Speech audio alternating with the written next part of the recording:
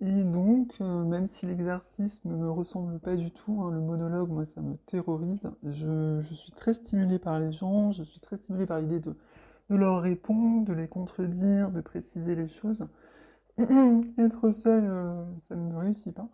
Mais je vais essayer de me forcer un peu parce que ça en vaut la peine. Donc, la question trans. Donc, la question trans, en fait, c'est l'idée qu'il y a un problème dans la société qui peut-être ne fait qu'émerger mais va s'amplifier, avec les personnes transsexuelles. Donc, ces personnes qui veulent vivre dans l'autre genre. Jusqu'ici, les personnes trans étaient finalement très très minoritaires, donc jusqu'ici peut-être début des années 2000, voire même 2010. Donc on s'y intéressait pas plus que ça, c'était une curiosité, hein, ça passait dans des émissions genre c'est mon choix. Bon, moi, je suis une vieille, mais c'est mon choix, c'est un peu l'équivalent de je sais pas parce que je regarde plus la télé. Mais en tout cas, voilà, on les voyait pas beaucoup, on les trouvait un petit peu perturbés, voilà, on ne s'y intéressait pas plus que ça. Mais le fait est que depuis une bonne dizaine d'années, il y a de plus en plus de personnes se disant trans, et donc évidemment leur place dans la société est en train de s'accroître.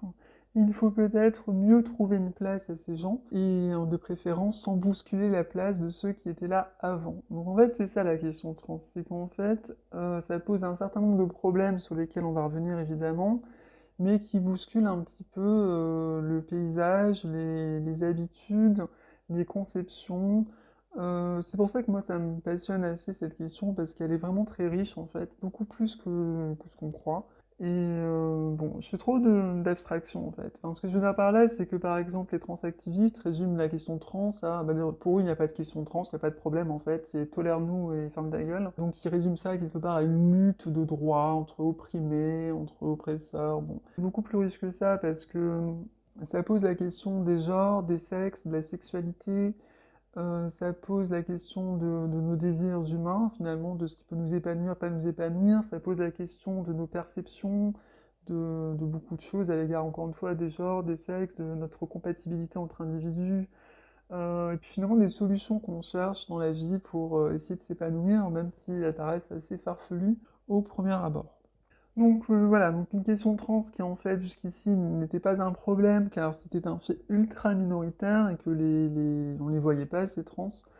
Et là, comme on les voit de plus en plus et qu'il n'y a rien qui ait vraiment été pensé pour bien les intégrer, eh bien il y a beaucoup de gens qui grognent et qui s'inquiètent et voilà. Donc il faut poser le problème. Donc voilà, donc dans ce podcast, on va aborder donc les problèmes que ça pose, les acteurs de cette question trans, les suggestions de solutions que moi je propose, et on essaiera d'aller un petit peu plus loin pour comprendre en fait pourquoi la transidentité. Donc les problèmes que pose ce fait trans, hein, cette réalité qu'il y a de plus en plus de personnes trans ou moins trans déclarées dans la société. Donc le premier problème, c'est en fait au bousculement de la tradition lui-même. Donc ça, finalement, c'est pas un problème très important parce qu'il y a toujours des réacs, comme on aime le dire, qui sont un petit peu affolés dès que les mœurs se changent, dès que les habitudes changent, dès qu'on remet en cause des paradigmes fondés sur la nature, la religion, que sais-je. Donc évidemment, des hommes qui veulent vivre comme des femmes et inversement, ça perturbe. Donc bon, c'est perturbé, ils ont plus trop la cote en ce moment, dans une ère de progressisme, mais pour autant, ils essaient quand même de combattre ça avec des sous-prétextes, en instrumentalisant d'autres problèmes que ça pose et qui sont eux peut-être plus légitimes. Donc le premier d'entre eux, c'est la question des mineurs, hein, vu qu'on peut aujourd'hui transitionner en étant mineur. On ne peut pas voter en étant mineur, on ne peut officiellement pas acheter de l'alcool, mais on peut transitionner, changer son corps afin de coller au corps qu'on a toujours désiré. On ne peut pas non plus faire de la chirurgie esthétique, mais on peut transitionner par contre.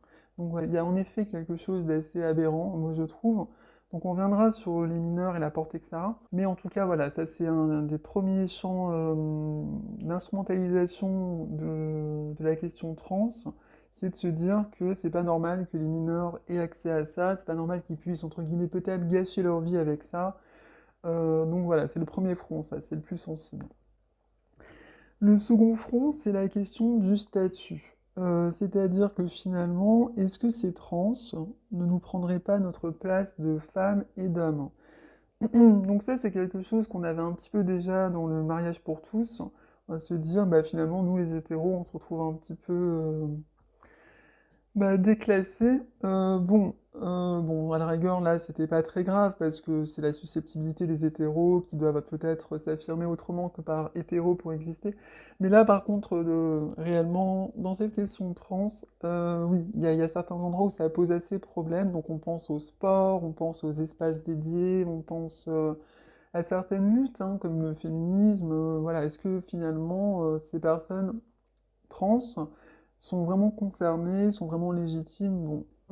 Donc, bon, quelques exemples quand même, hein. Les plus emblématiques, c'est certainement la question du sport, parce que voilà, le sport féminin est fait pour... Étant donné qu'il y a des différences biologiques entre hommes et femmes, on a créé des catégories liées aux femmes pour qu'elles puissent concourir entre elles et avoir des chances de gagner et compagnie. Même si moi, à titre personnel, je trouverais ça assez amusant qu'on fasse des catégories mixtes pour certains sports, notamment collectifs. On aurait peut-être des surprises. Bon, toujours est-il que voilà, on a séparé ça. Et le fait est que les trans, par exemple, des hommes devenus femmes, qu'on les mette avec les femmes parce qu'ils se ressentent comme ça, et que leur corps leur permet d'avoir des performances supérieures au corps biologique des femmes, bah forcément ça gêne, et je peux le comprendre. Donc à cela, le bon sens dirait qu'il faut simplement ouvrir une catégorie pour les trans, hein, ce qu'a fait la Fédération de natation, mais ça ne convient pas aux associations qui se sentent discriminées, bref. Il y a beaucoup de choses à faire sur ce statut trans, hein. Après, il y a les toilettes, évidemment, hein. Est-ce qu'un homme dans les toilettes des femmes, c'est bien, même si c'est devenu une trans? Bon, voilà. Donc le statut. Donc les mineurs, le statut, la tradition, l'identité également, hein. Encore une fois, on pense à ces personnes, ces associations trans qui finalement se disent, bah oui, c'est discriminant de faire la différence entre les femmes trans et les femmes cisgenres. Donc du coup, elles œuvrent à inventer des expressions dites neutres, du genre personne à utérus, voilà, ou femme à vulve, femme à verge, bon, voilà, donc toutes ces désignations heurtent l'identité féminine cisgenre qui se disent, bah non, nous, on est des femmes, hein, on a envie d'être reconnues comme telles, on veut pas prendre des tournures bizarres juste pour pas que vous vous sentiez discriminé. Donc voilà, l'identité cisgenre en cause.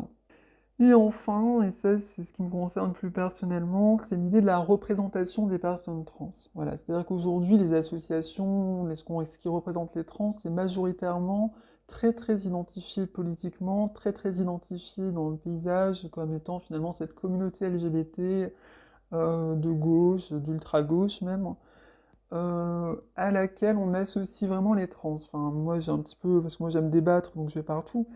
J'ai un petit peu fréquenté les milieux de droite, d'extrême droite, et c'est vrai que là-bas, trans, c'est vraiment synonyme de bisounours d'extrême gauche, alors que ça n'a rien à voir. Moi, je suis trans et j'ai des idées qui sont quand même souvent perçues comme radicales et violentes, et bon, voilà. Donc, être trans, c'est juste être trans. Ce n'est pas avoir certaines idées, certaines appartenances, voilà. Il y a autant de personnalités que de trans en absolu, mais évidemment, hein, je reconnais que la plupart des trans sont là-bas, et c'est pas pour rien. C'est parce que là-bas, c'est un cocon rassurant. Être trans, hein, je le dis tout de suite, c'est une aventure et ça demande beaucoup d'audace. Ça demande de briser beaucoup de murs, d'affronter beaucoup de difficultés. Et j'imagine que du coup, bah, les gens qui ne sentent pas de faire ça seuls, ils vont rejoindre le cocon LGBT, ils vont adhérer à toutes leurs idées, ils vont faire ça entre eux, dans une ambiance safe. Et à la fin, bah, la plupart des trans qui franchissent le pas sont là-dedans en fait. Et celles qui font ça de façon plus baroudeuses, j'ai envie de dire, sont très rares et du coup on les voit moins, mais elles existent. Et je pense que les personnes comme moi, qui sont peut-être hors moule, ça pourrait inspirer d'autres personnes à révéler leur transidentité et donc à créer une transidentité beaucoup plus diverse. Mais bon, ça commence à venir, hein. Moi, j'ai repris Twitter il y a quelques semaines et je me suis découverte au moins deux trois personnes trans qui en effet sont en dehors de ce moule. Donc voilà pour les principaux problèmes que ça pose, hein, que j'ai pas développé mais que j'ai énoncé. Donc la question du statut, la question de l'identité et cisgenre, la question de la tradition, la question des mineurs et la question de la représentation. Après avoir énoncé les problèmes que ça pose, on en vient aux acteurs. Donc c'est vraiment une pièce de théâtre, hein, le truc. Moi j'aime beaucoup. Donc en fait finalement on a quoi? En fait on a des acteurs qui représentent un peu tous ces problèmes, mais parfois ça se mélange et parfois c'est aussi plus amusant. Donc on a donc dit les réacs, hein, qui sont très axés nature, tradition, qui se méfient de la nouveauté, de ce qui chamboule l'ordre établi. Donc sur la scène, alors ils n'aiment pas être appelés comme ça, mais c'est un peu ça, c'est l'observatoire de la petite sirène qui représente assez cette mouvance qui, au nom d'une idéologie, non, on va dire pas ça comme ça, on va dire au nom d'une pensée psychanalytique qui est quand même très sexiste à la base, bah, se dit que homme-femme, c'est la norme, que si on dévie de la norme, c'est qu'il y a un problème à résoudre, et que voilà, il faut respecter cette nature, il faut se méfier de ce qui modifie trop la nature. Donc dans l'essai notamment de Caroline Eliachev et Céline Masson, tout à la fin, il y a des salles assez gratuites sur le transhumanisme, où va le monde, où va l'humanité, bon, voilà. Donc ça, moi, ça me paraissait hors de propos, alors que ce qu'elles font en dénonçant l'idée que c'est peut-être une fabrique de l'enfant transgenre, que peut-être les ados sont instrumentalisés dans leurs problèmes, dans leur mal-être d'ado, et qu'on leur souffle une solution qui va nourrir les intérêts des milieux transactivistes, voilà, moi je suis pas du tout contre cette théorie.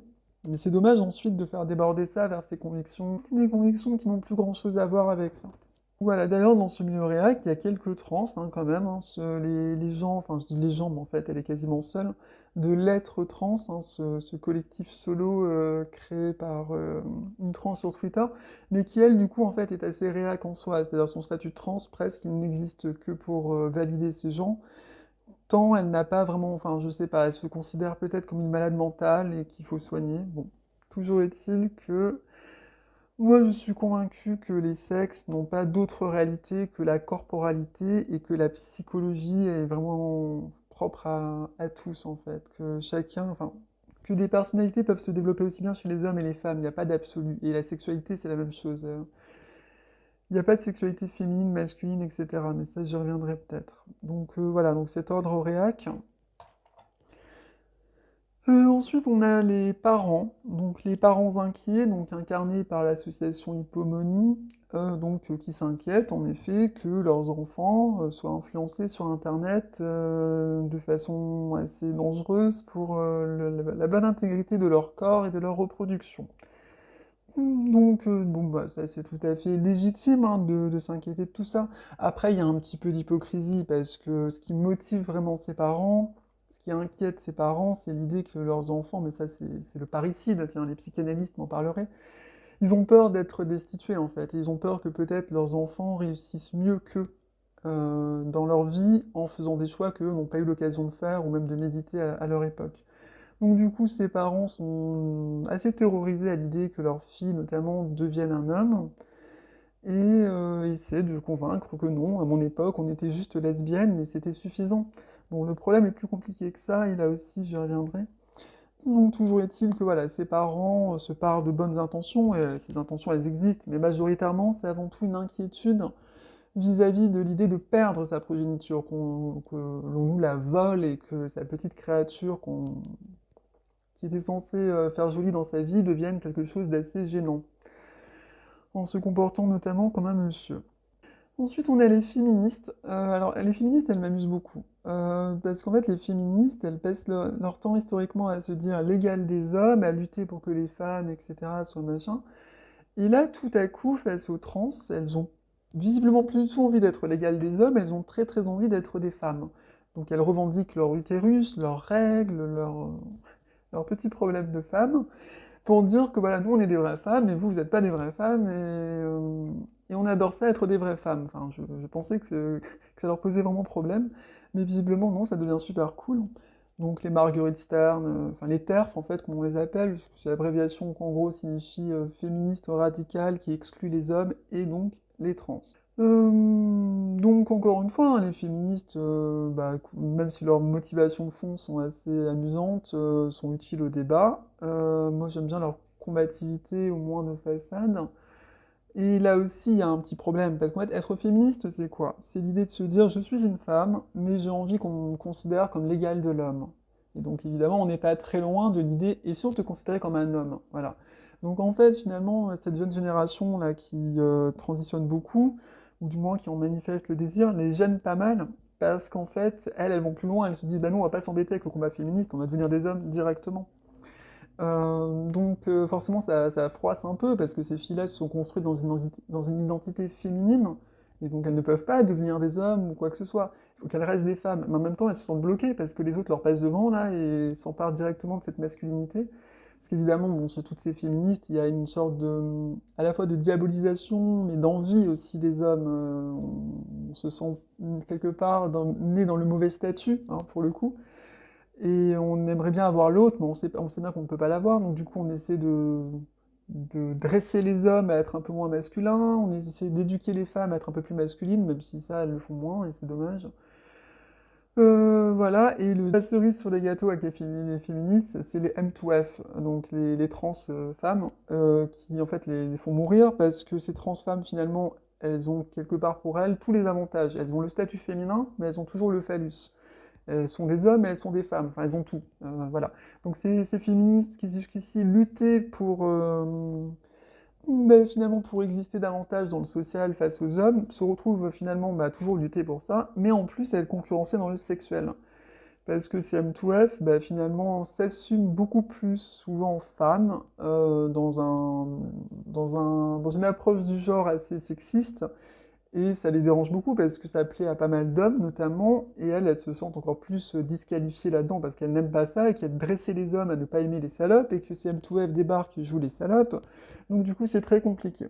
Donc voilà, côté féministe. Les transactivistes. Alors les transactivistes, c'est ce que j'appelle finalement, enfin c'est ce qu'on appelle communément les trans de la communauté LGBT qui politiquement luttent pour leurs droits, soi-disant.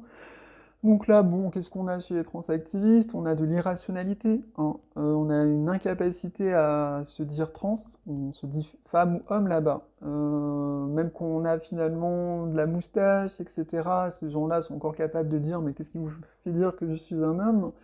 Bon voilà, beaucoup d'irrationalité côté transactiviste, beaucoup de censure, on bloque très facilement, on annule des conférences, on ne veut pas du tout d'ailleurs sur la question trans, pour eux il n'y a pas de question trans, hein, il n'y a que des transphobes. Donc voilà, côté transactiviste, on est irrationnel, on censure, et surtout, on a une tendance, mais folle, à mélanger la défense des trans avec la défense de tout et n'importe quoi. Enfin non, pas tout et n'importe quoi, justement, mais beaucoup de causes minoritaires, donc le racisme, l'anticapitalisme, que sais-je, vraiment. Ils mettent tout dans le même panier, du coup la question trans est vraiment noyée, enfin du moins la défense des trans est très très noyée, et c'est assez dangereux pour les trans parce que finalement être trans c'est être associé à tout le reste et du coup c'est s'en prendre encore plus plein la gueule. Alors moi ça me dérange pas mais c'est pas forcément très très fécond de faire des revendications en melting pot quoi.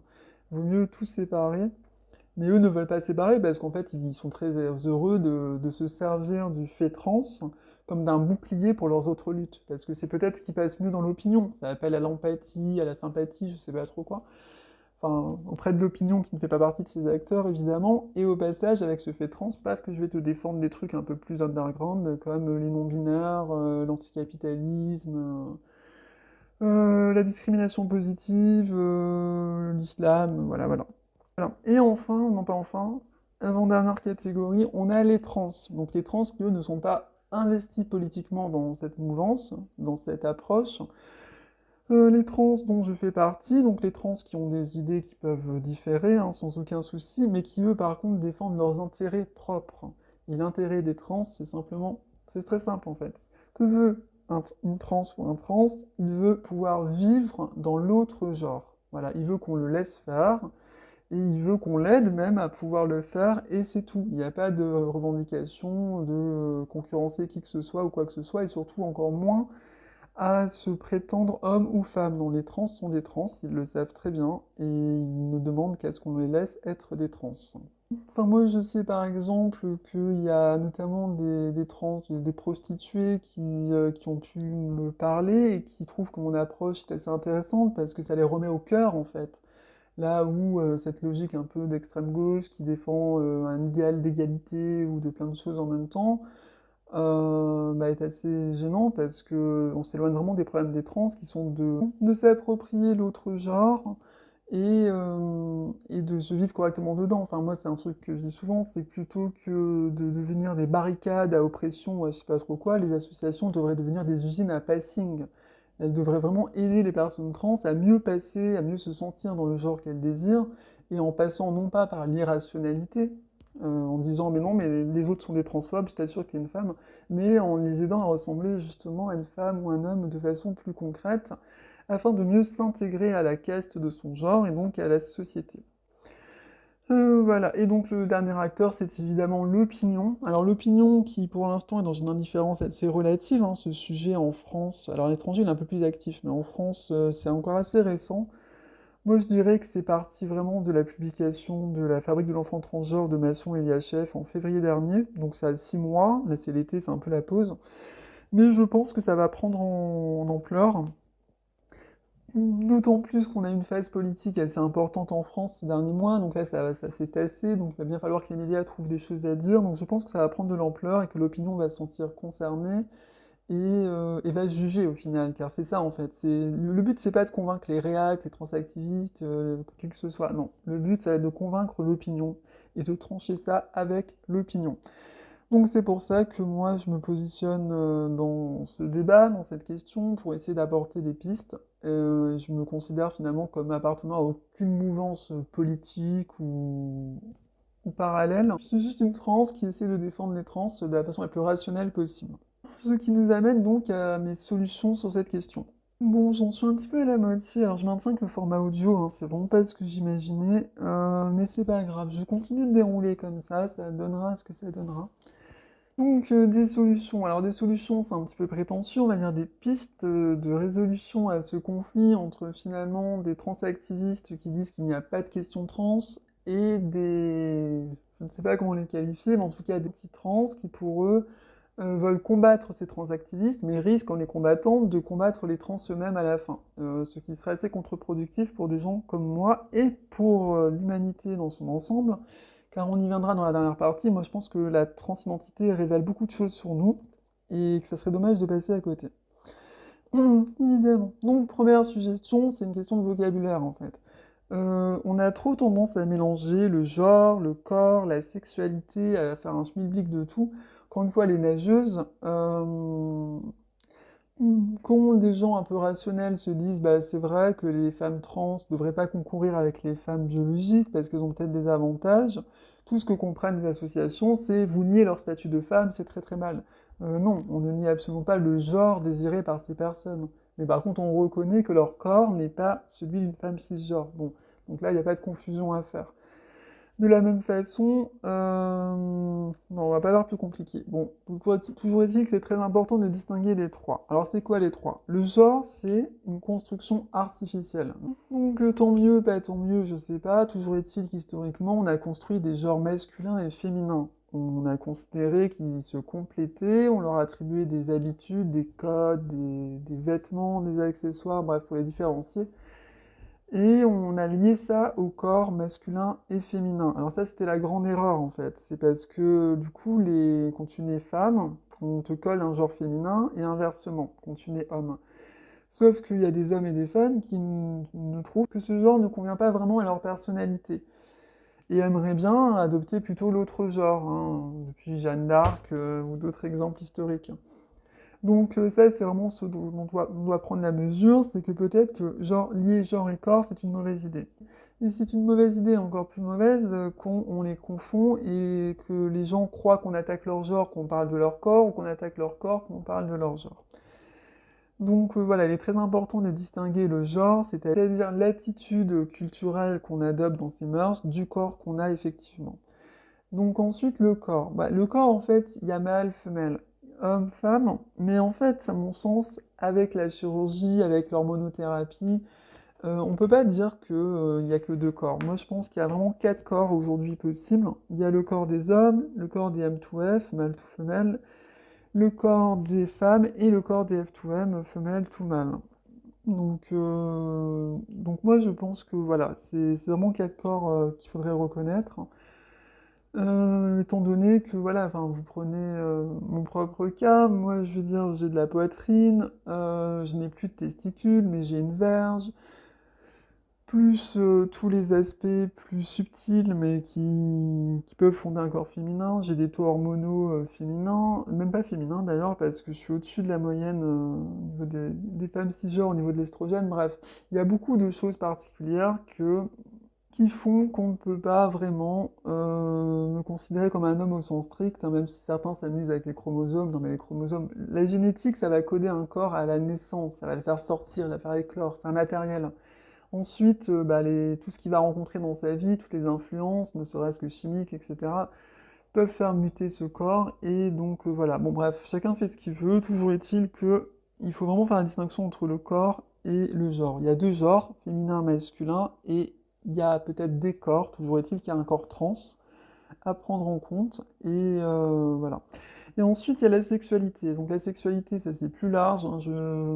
Je cherche toujours la bonne façon d'en parler, parce que j'ai beaucoup de théories sur le sujet, mais là on va se contenter simplement de dire que, à mon sens, il y a deux modes du désir. Il y a un désir qui vise à faire de l'autre son doudou et être le doudou de l'autre. Voilà, soit l'un, soit l'autre. Donc la première approche va évidemment porter vers une sexualité plutôt prédatrice, dominante, et la seconde vers une sexualité plutôt soumise,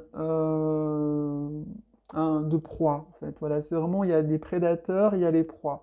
Alors après, c'est pas aussi direct, notamment à cause de ces préjugés. Une femme à qui on accole un genre féminin, à qui la société attend qu'elle soit plutôt un objet, plutôt docile, plutôt poupée, plutôt que sais-je, bah, si elle a une sexualité de prédateur, comment elle va se comporter? Bah, elle va faire la vampe, en fait. Donc après, il y a des super vampes, hein. Mais toute femme dominante qui assimile son genre féminin va en fait se comporter ainsi. Donc en fait, elle va faire en sorte de capturer, de contrôler, d'exercer un pouvoir sur les hommes en jouant la soumise pour lui faire plaisir, entre guillemets, mais ne prendra pas de plaisir au sens strict à être cette soumise. Bon, après, il y a pas des exceptions, mais il y a des formes très complexes. Je pense par exemple au masochisme. Le masochisme, en fait, c'est la même chose. C'est-à-dire que c'est pas vraiment des soumises, les masos. Les masos, elles instrumentalisent l'autre pour qu'il devienne le bourreau qu'elles ont connu dans l'enfance et qui n'a été finalement que le seul rapport affectif qu'elles ont eu dans l'enfance, se faire taper dessus.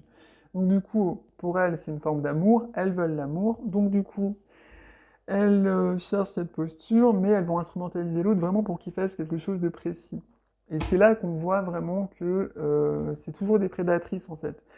Là où les sexualités, les personnalités d'ordre soumises en absolu ne veulent rien de précis si ce n'est ce que veut l'autre. C'est je veux ce que tu feras de moi, quoi.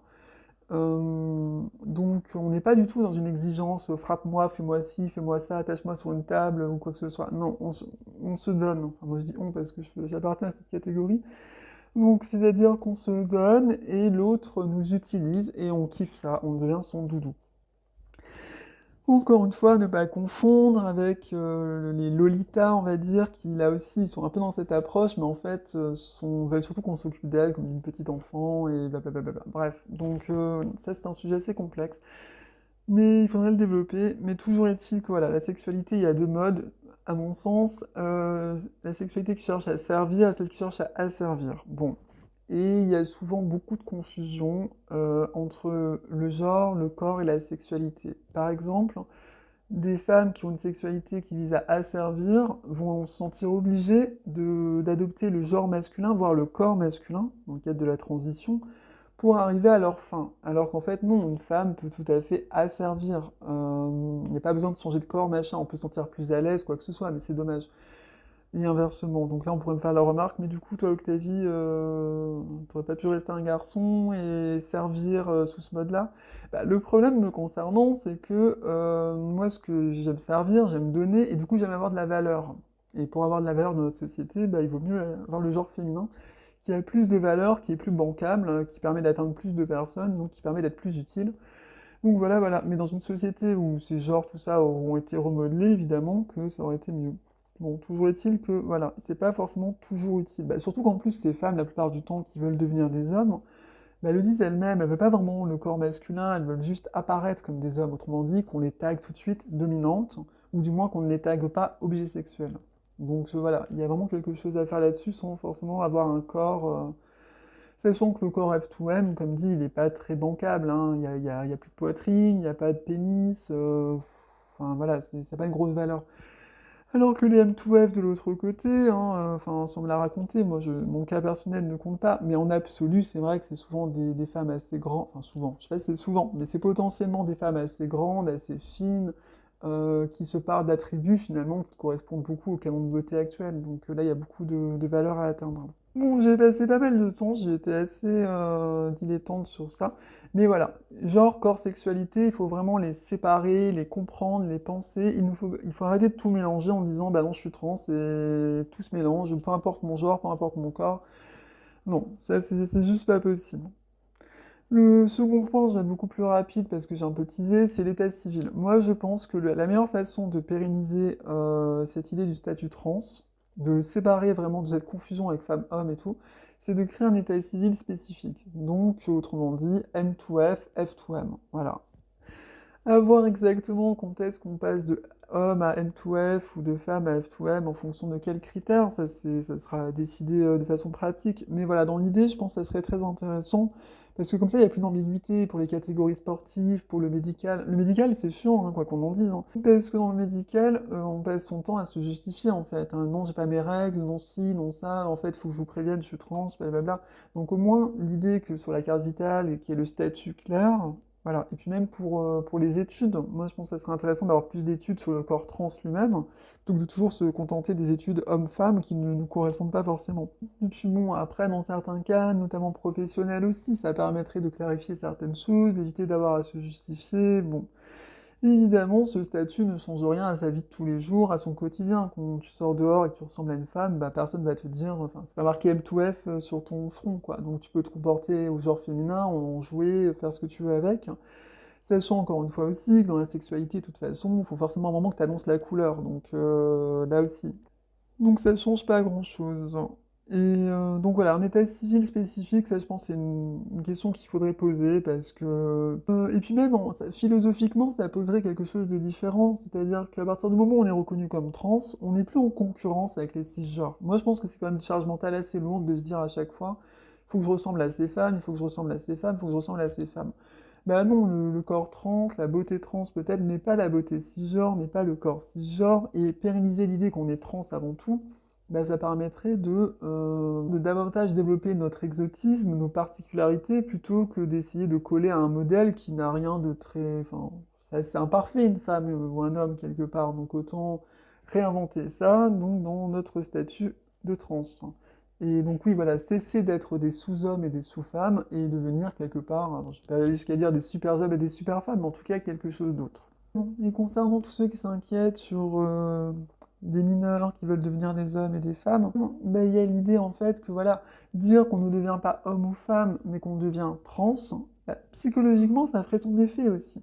Je pense qu'il y aurait beaucoup moins de jeunes gens qui seraient tentés par ça, qui se disent bah non, moi, je veux pas être trans, je veux pas être ça, voilà et qui adopteraient peut-être une approche de leur genre plus originale et se contenteraient de ça pour exister, inventeraient des nouveaux chemins, bon voilà.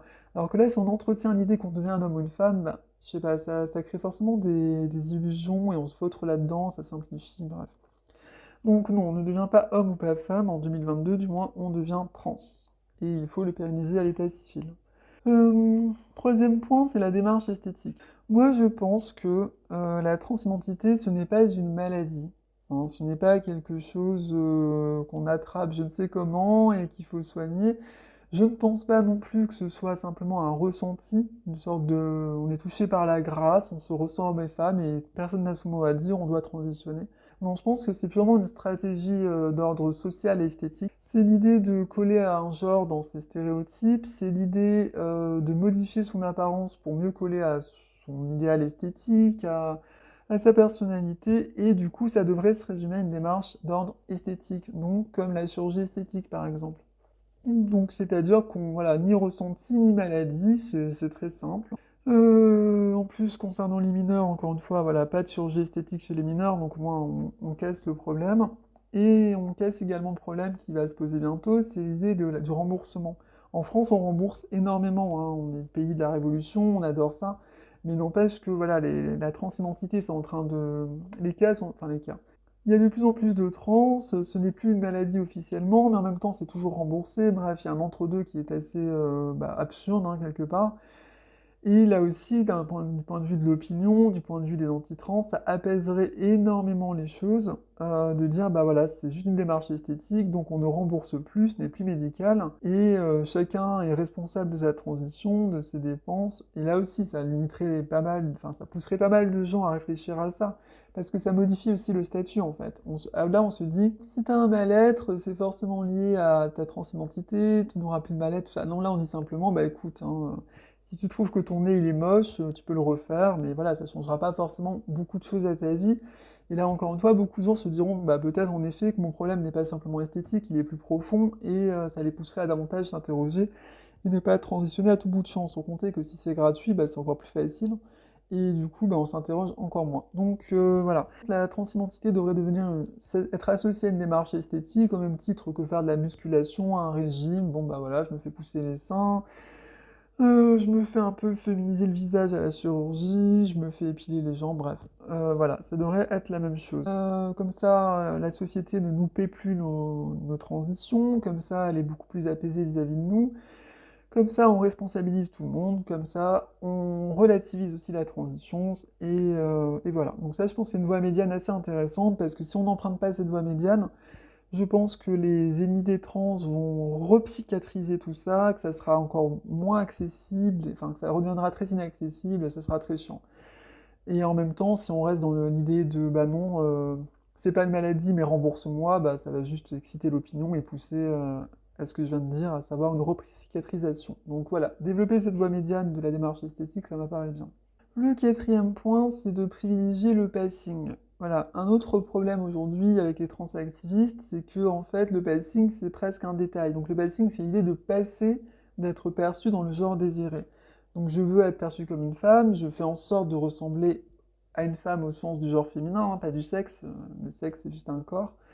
Donc je fais en sorte d'adopter ce genre féminin pour qu'on me reconnaisse comme tel, qu'on me dise madame et tout. Le problème, c'est que les transactivistes, en fait, ils sont tellement obsédés par l'égalité, par la discrimination et tout, que si tu ressembles encore à un mec et qu'on te voit comme un mec et qu'on te dit monsieur, ils vont crier la discrimination, ils vont aller te faire un procès, ils vont se scandaliser, alors que finalement, bah, c'est la moindre des choses, en fait. Il faut qu'on corresponde à ce à quoi on prétend être. Donc ça, c'est une règle universelle. Donc le passing devrait vraiment être mis au cœur de tout ça et de créer une légitimité. Euh, voilà, encore une fois, hein, les associations feraient mieux d'aider les trans à devenir des trans qui passent mieux que plutôt qu'à les aider à convaincre la société ou à s'indigner dès qu'on les mégenre ou quoi que ce soit. Donc le passing a une grande importance et il faut remettre ça au centre, c'est la légitimité, parce que les gens n'aiment pas être brutalisés, vas-y, demande-moi mes pronoms, et pourquoi tu me dis il, et pourquoi tu me dis elle, enfin voilà, ça agace tout le monde, et ça ne donne pas une bonne image des trans.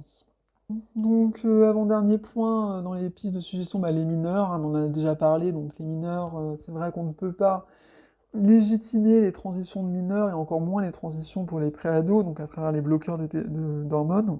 La transition est un choix lié à sa personnalité, en grande partie également lié à sa sexualité, je pense. Donc à partir de là, quand on est mineur et qu'on est préado encore plus, on n'a aucune idée de sa personnalité future, on n'a aucune idée de sa sexualité, ce ne sont que des abstractions qui le plus souvent sont influencées par les adultes ou par les gens qui nous entourent. Donc non, il faut faire son expérience, il faut se découvrir, il faut voir ce qui va pas. On ne peut pas dire qu'une puberté ne nous convient pas sans l'avoir éprouvée. Ça, c'est juste pas possible en fait. Donc sans compter que 18 ans, c'est vraiment pas très long en plus. Moi, j'ai fait ma transition à 28, enfin j'ai commencé vers 28-29 ans.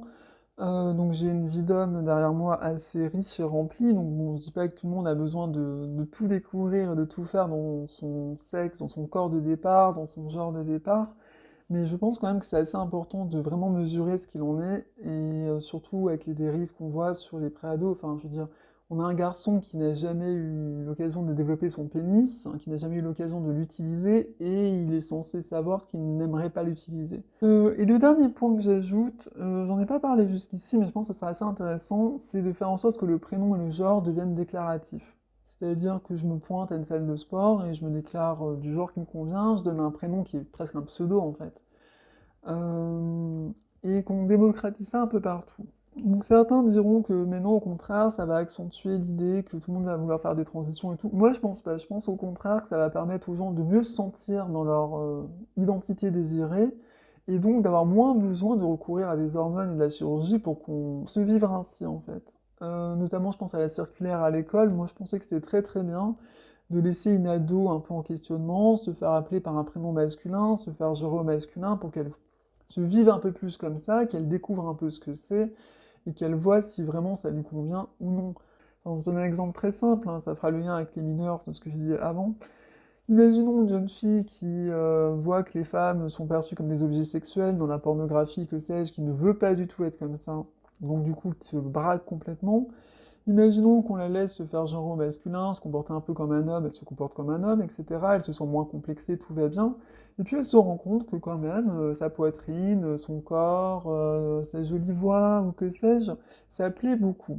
Et bah peut-être que là, elle se dira, bah c'est vrai que mon corps a des atouts, et en même temps, je me comporte comme un garçon, et en même temps, je n'ai pas besoin de me faire pousser de la barbe, me faire couper les seins, quoi que ce soit. Peut-être que voilà, ces jeunes gens s'en rendraient davantage compte de leurs avantages, de ce qu'ils veulent exactement dans genre, corps, sexualité, sans avoir à tout chambouler, quoi. Là aussi, on les ramène en permanence à leur statut de femme, à leur prénom, etc. Bah, finalement, ça se bloque là-dedans et ça fantasme en absolu le reste. Enfin voilà, ça fait un bloc d'un côté ou un bloc de l'autre. Donc peut-être, voilà, fonctionner au prénom et genre déclaratif dans beaucoup plus de milieux, je pense que ça serait assez salutaire. Donc voilà, donc davantage réfléchir au vocabulaire, genre, corps, sexualité, à ces concepts, à ce que ça signifie. Pérenniser un état civil trans pour dire que les trans sont avant tout des trans, hein, ni des hommes ni des femmes. Assimiler tout ça à une démarche esthétique pour ne plus avoir à rembourser, pour responsabiliser et pour normaliser, enfin relativiser aussi. Donner plus d'importance au passing, parce que c'est vraiment ce qui crée l'harmonie en société en fait, hein. Sinon ça devient un peu n'importe quoi, donc on est encore dans une société qui raisonne beaucoup au genre, donc le mieux pour s'intégrer dedans, c'est encore d'avoir le bon passing.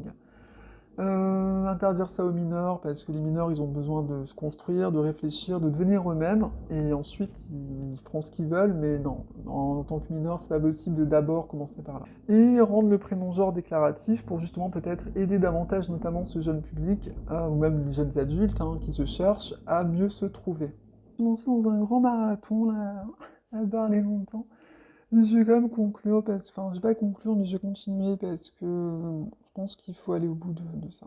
Donc, après avoir posé un petit peu le problème, bon, c'est toujours le problème avec le monologue aussi, c'est que forcément, on ne parle à personne directement, donc on n'a pas les questions que les gens se poseraient, donc on précise pas forcément ce qu'ils aimeraient entendre, hein, mais bon, moi j'appelle à tout dialogue avec n'importe qui, n'importe où, n'importe quand, donc on pourra le préciser.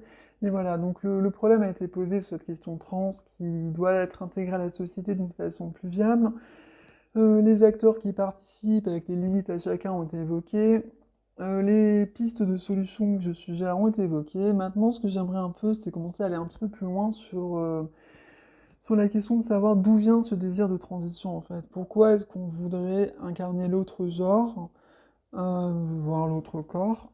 Donc voilà, je vais dire quelques mots là-dessus et essayer de développer aussi une typologie des trans à mon sens, des types en fait de transidentité. Donc bon, bah, déjà pour commencer, une première chose à trancher en fait, c'est le débat vrai trans, faux trans. Donc ça, il y a certaines personnes qui aimeraient le poser dans le sens qu'il y a des vrais trans qui souffrent et tout, et qu'il y a des faux trans qui instrumentalisent ça. Bon, moi je trouve que c'est assez vain comme débat parce que qu'est-ce que les vrais trans en fait? Il n'y a aucune étude, enfin, comment dire, on est dans de la science humaine, hein, on est dans de la psychologie. Il n'y a pas d'études de sciences dures qui vont prouver qu'il existe des vraies personnes trans. Moi, j'ai surtout l'impression que c'est un débat qui est assez cher aux vieilles générations qui se disent nous, on était des vrais et vous, vous n'êtes pas des vrais. Bon, bah, ça, c'est quelque chose qu'on retrouve sur beaucoup de sujets en lien avec ces questions générationnelles, hein, de personnes qui se sentent un petit peu dépossédées de ce qui avait pu faire leur singularité, qui essaient de construire un statut spécifique. Non, il n'y a pas de statut spécifique en fait, parce que quand on regarde un petit peu, on évoque souvent la psychiatrie et tout, mais quand on regarde de plus près, il n'y a pas vraiment de théorie sur la question, il n'y a pas vraiment de choses qui tranchent. Les études sur la dysphorie, en fait, c'est un petit peu les études sur le vote droite-gauche. Pourquoi on vote à gauche, pourquoi on vote à droite? Je veux dire, c'est surtout une question de personnalité, d'intérêt, donc de stratégie pour lier les deux, qui vont pousser à un certain choix ou à d'autres choix. Voilà, ce qu'on faisait avant en faisant beaucoup de psychiatrisation, en fait, c'est qu'on éprouvait les gens. Bon, est-ce que tu désires vraiment être trans? Est-ce que tu es sûr? Et on faisait ça pendant des mois, voire des années. Puis ceux qui restaient motivés jusqu'au bout, ben, on leur donnait des hormones. Mais en fait, on les diagnostiquait pas plus que ça. C'était, à la rigueur, c'était un test à la motivation. C'est pas forcément infondé, hein, ça permet de réfléchir à pas mal de choses. Mais voilà, il n'y a pas vraiment de diagnostic au sens médical. C'est pas médical, en fait, la transidentité. C'est vraiment une stratégie sociale visant à s'adapter en fonction des préjugés qu'on a dans un genre ou dans un autre, en fonction des goûts esthétiques qu'on peut développer, en fonction de ses intérêts dans la vie, en fonction de sa personnalité, sa façon d'agir, de réagir, etc. Donc voilà, il n'y a pas vraiment de vrais trans et de faux trans à mon sens, il y a juste des personnes trans. Après, il y a des trans qui en effet auraient peut-être pu aménager leur personnalité d'une meilleure façon, hein. Moi, je suis la première très curieuse à l'idée qu'on m'explique comment j'aurais fait pour mieux m'épanouir quand on est en transe. Mais sinon, voilà. Juste un mot sur le concept d'orientation sexuelle. On a d'abord pensé de façon assez simpliste, hein, j'ai envie de dire, que la transidentité était une sorte d'homosexualité qui allait trop loin, en disant que voilà, un homme qui aime les hommes, bah, finalement, s'il pousse l'idée très loin, il va devenir une femme, et inversement pour les lesbiennes. Sauf que non, c'est beaucoup plus compliqué que ça en fait. Parce que déjà, on voit qu'il y a beaucoup de F2M qui sont gays, hein, donc qui ne transitionnent pas en hommes pour sortir avec des femmes, et inversement, il y a pas mal de M2F qui transitionnent en femmes, mais pas pour sortir avec des hommes, pour sortir avec des femmes. Donc du coup, ça bouscule un peu les choses. Non, la transidentité, c'est avant tout du narcissisme. Non, peut-être pas tout le temps avant tout, mais en tout cas, il y a beaucoup de narcissisme. C'est-à-dire qu'il y a un amour de l'autre genre. Il y a vraiment un désir d'incarner cet autre genre pour soi avant tout, pour se voir avec, pour le faire coller à sa personnalité. Donc c'est plutôt ça que... bah, il y a un terme qui tourne, je l'ai plus en tête. Ouais, l'autogynéphilie, donc j'ai pas trop creusé, je crois que c'est l'idée de devenir la femme qu'on a envie de baiser ou un truc comme ça. Bon, j'irai pas aussi loin, mais ça se rapproche un peu plus de la réalité à mon sens. C'est vraiment d'incarner quelque chose. Donc plutôt que l'orientation sexuelle, c'est ça qui compte. Donc quand certaines, bah, les associations de parents ou d'autres nous disent, bah voilà, nos filles sont lesbiennes et vous leur faites croire qu'elles sont pas lesbiennes, c'est de l'homophobie intériorisée, non, pas du tout. Enfin, c'est plutôt de la misogynie intériorisée à la rigueur. Je déteste mon statut de femme, je déteste mon statut d'homme, je préfère l'autre et je veux l'incarner. Donc, après, à tort ou à raison, hein, mais en tout cas, c'est ça qui se passe. Donc, puis de toute façon, de façon générale, l'orientation sexuelle, moi, je trouve que c'est vraiment surcoté. Moi, je pense qu'on est tous bi ou pan, hein, en fonction de l'étendue du spectre qu'on voudra prendre en absolu, qu'on s'intéresse avant tout à une personnalité, qu'on a avant tout des intérêts avec quelqu'un, et qu'on peut développer un goût esthétique pour un genre, plutôt qu'un corps d'ailleurs.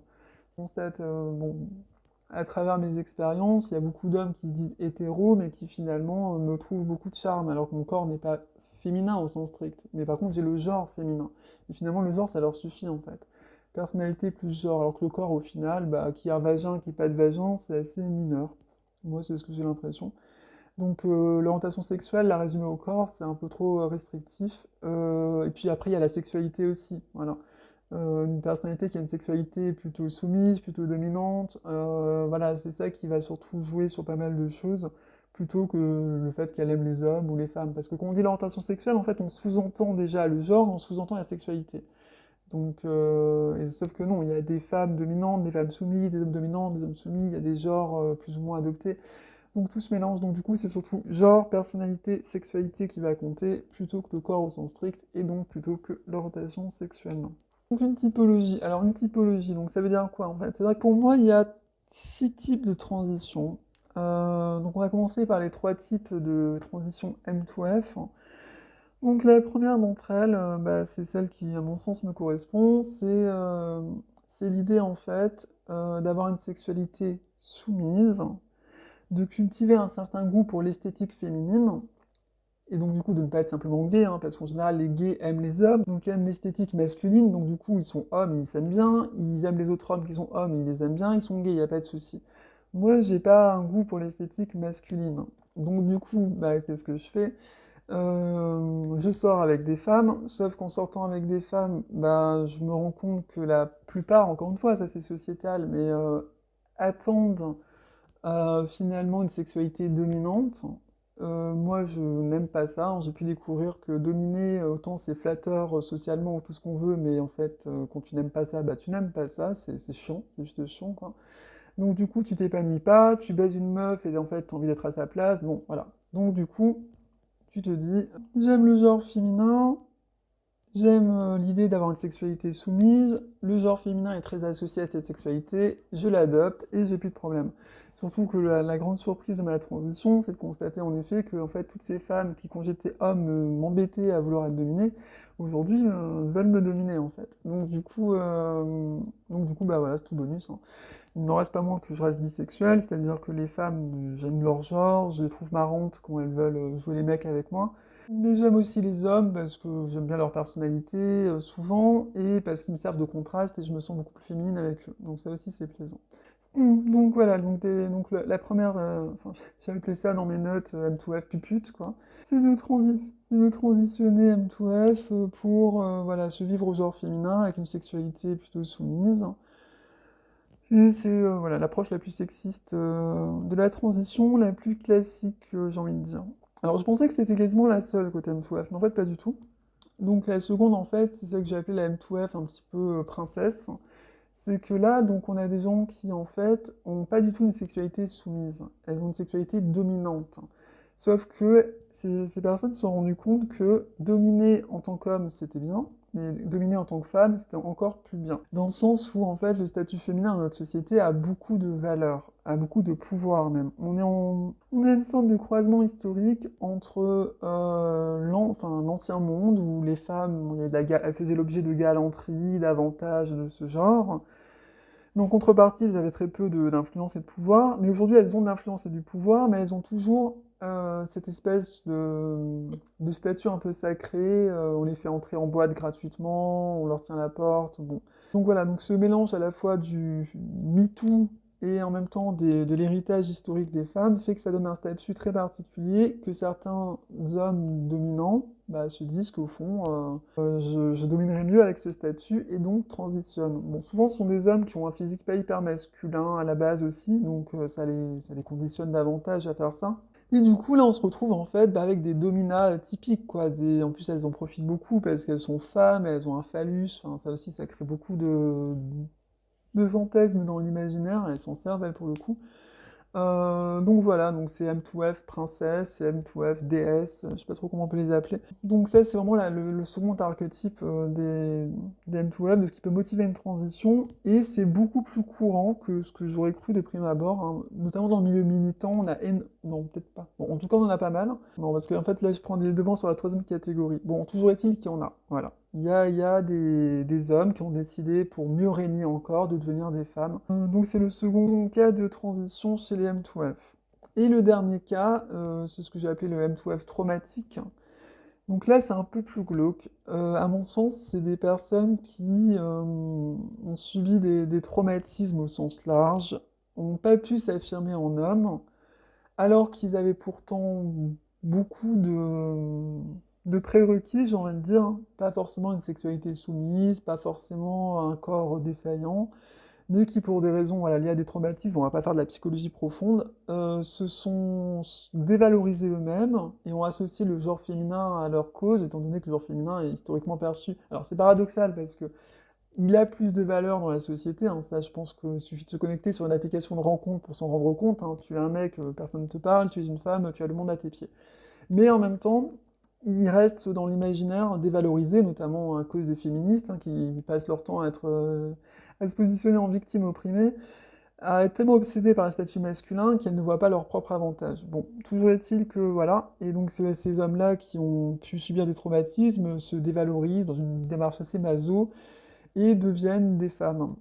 Alors après, il y a aussi un côté traumatique un peu moins traumatisant, C'est simplement le fait que, justement, avec cette idéologie assez féministe, qui est très bien par ailleurs, hein, mais le fait que beaucoup plus de femmes s'affirment, sont moins soumises, en tout cas dans leur attitude et compagnie, bah en fait, beaucoup d'hommes se disent, bah finalement, pour sortir avec ces filles, il faut que je rentre dans leur caste, il faut que je devienne lesbienne, il faut que je cesse d'être un mec toxique. Bon, voilà, il y a beaucoup de garçons qui sont assez traumatisés, je pense, et qui finalement, avec la mode que ça constitue la transidentité, rentrent là-dedans pour essayer un petit peu mieux d'approcher ces filles, ces garçons, ces gens, voilà. Mais je pense que c'est assez malsain parce qu'en fait, ils auraient pu développer leur identité masculine autrement et s'affirmer autrement. Donc voilà, donc ça c'est, à mon sens, c'est une transition qui pourrait être évitée en discutant davantage, en réfléchissant davantage, en faisant la part des choses. Surtout que ça, c'est généralement les gens qui vont te dire, ouais, mais tu crois que c'est marrant d'être trans. Moi, ça me choque assez quand les gens me disent ça, mais si, c'est très marrant d'être trans à mes yeux. Moi, j'adore ça, j'aime beaucoup mon statut, j'aime beaucoup cultiver mon identité, etc. Et ces gens-là, visiblement, le subissent. Donc voilà, s'ils le subissent, c'est qu'il y a un problème. Voilà. Donc maintenant, sur un même mode, en fait, on a les F2M, hein, donc on a trois types de transitions. On a les F2M, donc que j'appelle tyrans, hein. Alors je connais pas beaucoup Buck Angel, mais visuellement, c'est en tout cas ce que ça m'inspire, c'est-à-dire c'est des femmes qui se sont dit, voilà, moi j'ai une personnalité, une sexualité dominante, je veux pas qu'on me voie comme une femme, je suis pas une femme, je veux pas qu'on me voie comme une féministe non plus, hein, je suis pas une victime, je vais m'affirmer en mec et je vais concurrencer les mecs sur leur propre terrain. Donc en faisant une transition, en me parant du genre, du corps, en faisant la totale. Euh, donc, alors c'est pas si courant en vrai, hein, c'est F2M, mais théoriquement c'est un profil. Donc voilà, et donc c'est assez sain à mes yeux, enfin c'est des personnes qui font leur choix en toute conscience, qu'elles se disent que à la fois j'ai une sexualité, mais en même temps je me vois pas comme lesbienne, je me vois pas comme fille dominante, je veux vraiment apparaître comme un mec, être dans cette caste des hommes, et encore une fois dans tout le sexisme que ça implique. La seconde catégorie, c'est, bon, j'ai appelé ça les F2M gays. En fait, là, on est dans une approche un peu différente. C'est une approche F2M qui n'est pas très sexiste, hein, parce que bon, l'idéal de l'homme n'est certainement pas d'être gay, d'après les préjugés sexistes de notre société. Pour autant, il y a beaucoup de F2M qui se vivent comme ça, notamment qui sont dans une culture assez manga, avec des codes de genre assez particuliers et qui finalement se disent, bah voilà, moi non plus, hein, je ne veux pas être une fille, je veux pas être lesbienne, j'ai pas forcément de sexualité dominante, mais j'aime bien incarner le genre masculin, j'aime bien les hommes, voilà, j'aime bien donc être gay en fait, simplement. Donc là, ça peut se tenir aussi, il faut creuser le caractère de la personne, et ça me paraît tout à fait légitime quand ça ne cherche pas à atteindre autre chose, qu'il y a un réel amour du genre masculin. Et enfin, le dernier point, les F2M traumatiques, donc là encore une fois, c'est au contraire pas très très sain à mes yeux, c'est notamment ces filles qui ne veulent pas être des filles, ou plus précisément qui ne veulent pas être perçues comme ce qu'on perçoit des filles. Donc des filles coquettes, des filles objets sexuels, des filles, voilà. Elles ne veulent pas incarner ce genre féminin, et pour fuir ce genre féminin stéréotypé, elles vont pousser le vice jusqu'à se faire pousser la barbe, se couper les seins, pour qu'on ne les voit plus comme des femmes. Donc c'est un peu en négatif, parce qu'à l'arrivée, oui, ok, on les verra plus selon ces codes féminins qu'elles détestent, mais en même temps, elles ne kifferont pas leur image masculine, parce que c'est pas vraiment ce qu'elles ont recherché à la base. Voilà, c'est vraiment une transition en négatif, et je pense que ça a conduit à beaucoup de problèmes psychologiques et pas à beaucoup d'épanouissement. Et donc ça, c'est vraiment le grand risque chez ces jeunes filles, parce qu'elles sont majoritaires maintenant, il me semble, dans leur transition. Donc voilà, il faut apprendre à ces filles à devenir des filles fortes, devenir des filles indépendantes, à se dire vous pouvez vous affirmer sexuellement comme vous voulez. C'est pas parce que vous avez un trou entre les jambes que vous êtes vulnérable, hein. Il faut vraiment s'imposer dans le verbe, il faut regarder les mecs en face, il faut voir ce que c'est exactement. La plupart des mecs manquent d'audace, enfin, la plupart des gens en général, hein, c'est pas sexué.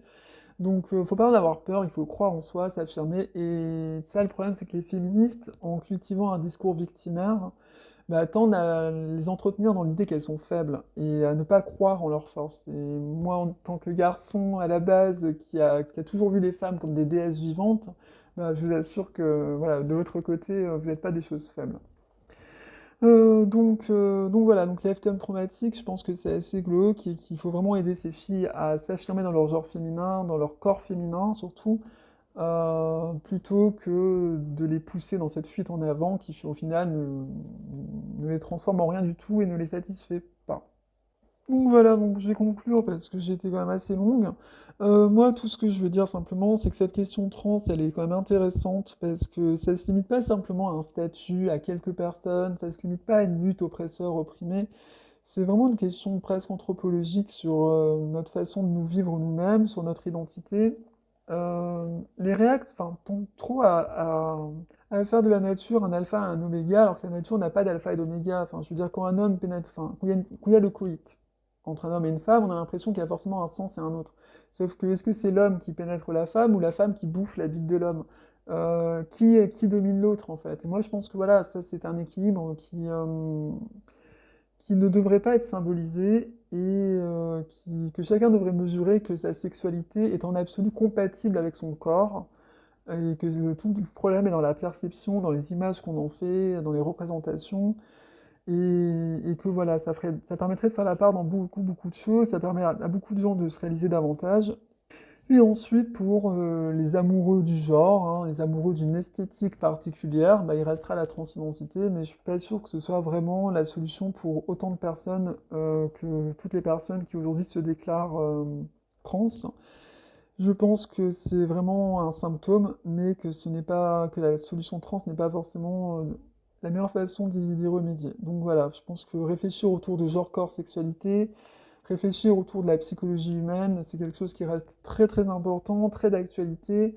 La psychologie aujourd'hui, on voudrait trop la réduire à un truc scientifique, alors que ce n'est pas du tout scientifique la psychologie. La psychologie, on ne peut pas prouver des choses en psychologie, on ne peut pas prouver que tu penses ce que tu penses. Donc du coup, on ne peut que spéculer en fonction de cohérence, de logique. Et il ne faut pas avoir peur de spéculer, hein. C'est ce que faisait un peu la psychanalyse à la base, et c'était très bien. Son approche était très bien, le fond après c'est un peu, ça se discute, mais l'approche était intéressante.